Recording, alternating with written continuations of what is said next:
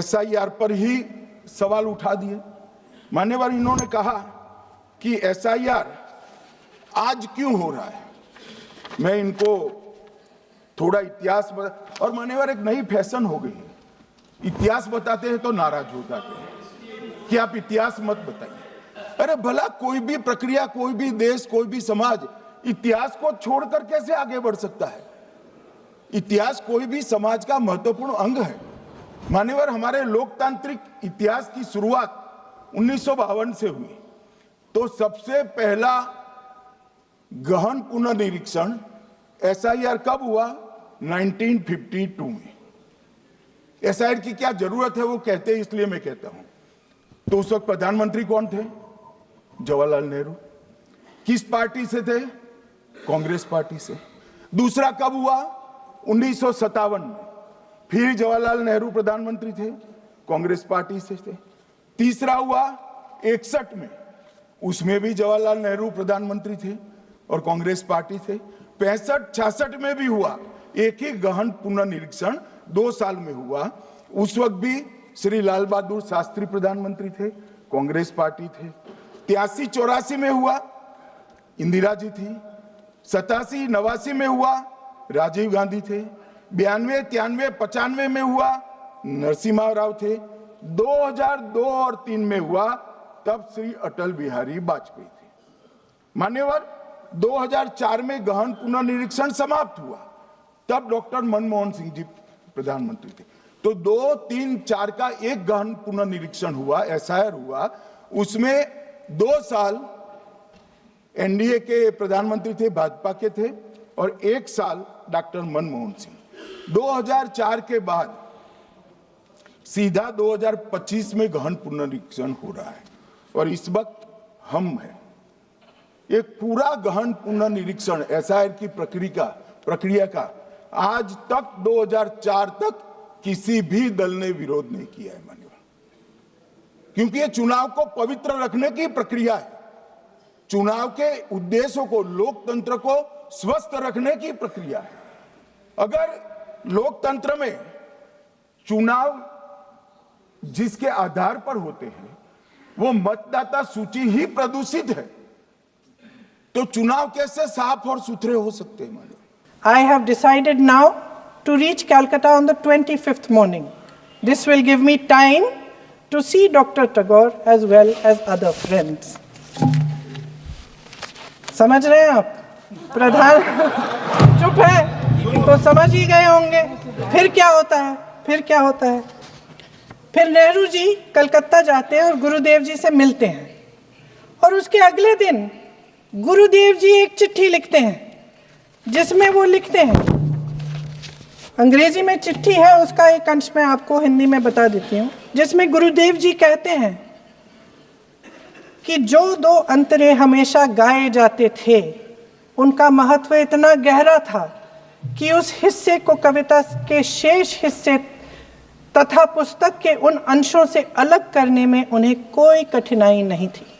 उन्होंने ये कहा कि स्वतंत्रता संग्राम में हमेशा से वही 2 अंतरे ही गाए जाते थे और उनको गाते हुए कुर्बानी देने वाले सैकड़ों शहीदों के सम्मान के लिए उन्हें ऐसे ही गाना उचित रहेगा। उन्होंने यह भी कहा कि बाद में जोड़े गए अंतरों का सांप्रदायिक मायना निकाला जा सकता है और उस समय के माहौल में उनका इस्तेमाल अनुचित होगा। इसके बाद 28 अक्टूबर 1937 में कांग्रेस की कार्य समिति ने अपने प्रस्ताव में वंदे मातरम को राष्ट्रगीत घोषित किया। उन्हीं दो अंतरों को कार्य समिति की बैठक में महात्मा गांधी जी, नेताजी सुभाष चंद्र बोस, पंडित नेहरू, आचार्य नरेंद्र देव जी, सरदार पटेल जी, गुरुदेव रविंद्रनाथ टैगोर जी सब मौजूद थे। इस प्रस्ताव के ये सभी महापुरुष इस प्रस्ताव से सहमत थे। आगे क्या होता है ये भी सुना लूं।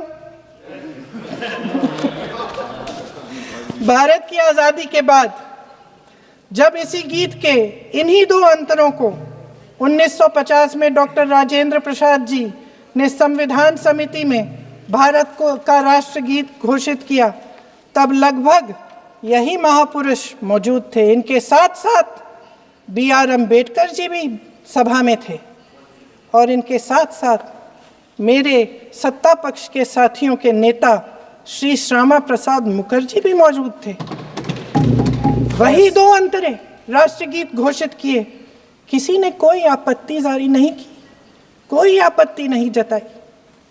वैसे इन तथ्यों के साथ जुड़ा एक और तथ्य भी है जो मैं यहाँ पे आपके सामने रखना चाहती हूँ।